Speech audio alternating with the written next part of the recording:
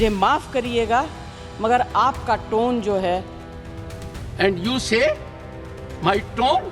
No, no, no, she's giving to you. No, no, don't applaud now. No, enough of it. Shrimati जी, एक एक पल आपका भारी है कि कृपया करके मुझे बताइए क्या किसान से वादा किया गया था और वादा किया गया वादा क्यों नहीं निभाया गया और वादा निभाने के लिए हम क्या कर रहे हैं। गत वर्ष भी आंदोलन था, इस वर्ष भी आंदोलन है। जब एक संवैधानिक पद पर बैठा व्यक्ति सिस्टम से सवाल पूछता है, जब संसद की आवाज को दबाया जाए तब संविधान का भी दम घुटता है। क्या उपराष्ट्रपति थक चुके हैं? देश के उपराष्ट्रपति ने इस्तीफा दे दिया। जी हां, जगदीश धनखड़ जो पिछले 3 साल से भारत के उपराष्ट्रपति और राज्यसभा के सभापति थे, उन्होंने अचानक 21 जुलाई 2025 को पद छोड़ दिया।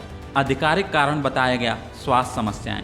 लेकिन क्या ये सिर्फ एक बहाना है या फिर उनके इस्तीफे के पीछे है कोई अदृश्य दबाव, कोई राजनीतिक खींचतान या सिस्टम से थकान? फैक्ट टू फोकस में आज हम जानेंगे धनखड़ जी ने कब पदभार संभाला था, उन्हें कितनी सैलरी मिलती थी और अब उन्हें क्या क्या सुविधाएं मिलेंगी और इस इस्तीफे के पीछे क्या कारण हो सकता है। धनखड़ जी ने 11 अगस्त 2022 को भारत के 14वें राष्ट्रपति के तौर पर शपथ ली।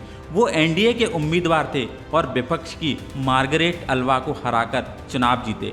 उनका कार्यकाल था 2022 से 2027 तक, यानी कि 5 साल।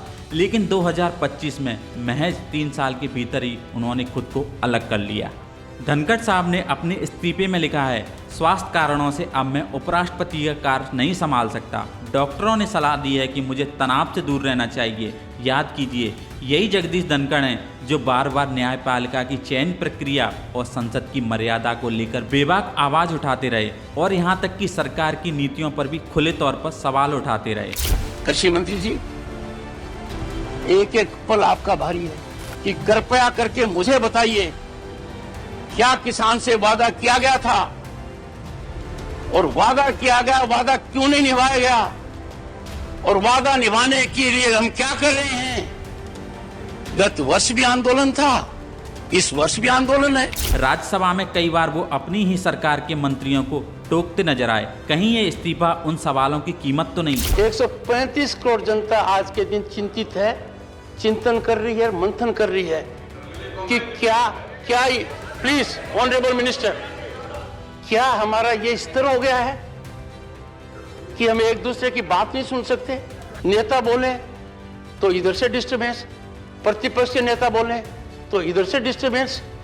ये टिटमो टेट है क्या? आइए जानते हैं भारत के उपराष्ट्रपति को क्या सैलरी और सुविधाएं मिलती थी।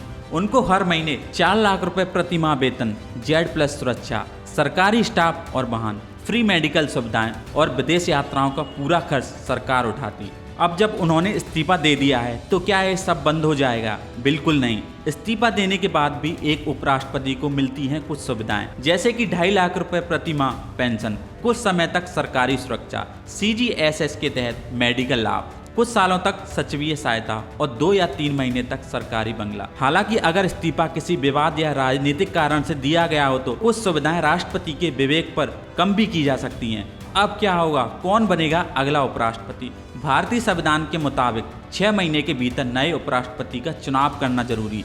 इस दौरान संसद के सीनियर मेंबर को कार्यवाहक सभापति बनाया जाता है ताकि सदन का काम बिना रुके चलता रहे। अब सबकी नजर है, क्या भाजपा किसी नए राजनीतिक चेहरे को आगे लाएगी? क्या विपक्ष इस मौके को बड़े आंदोलन में बदल पाएगा? तो क्या जगदीश धनखड़ सच में बीमार थे या फिर ये इस्तीफा एक शांत विद्रोह था, सिस्टम से, सीमाओं से, दबावों से?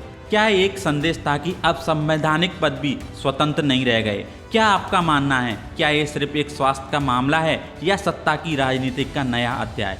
और आपके हिसाब से अगला उपराष्ट्रपति किसे बनना चाहिए? अपनी राय हमें कमेंट में जरूर बताइएगा। वीडियो को लाइक करें, शेयर करें और चैनल को सब्सक्राइब जरूर कर देना। तब तक के लिए धन्यवाद।